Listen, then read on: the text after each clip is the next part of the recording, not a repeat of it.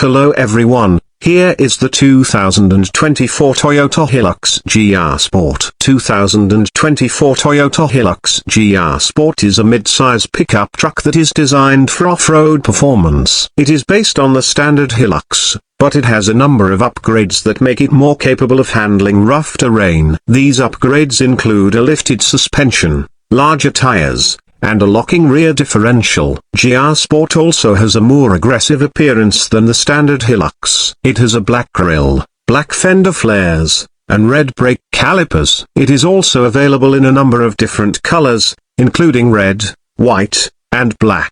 2024 Toyota Hilux GR Sport is powered by a 2.8-liter turbodiesel engine that produces 204 horsepower and 325 pound-feet of torque.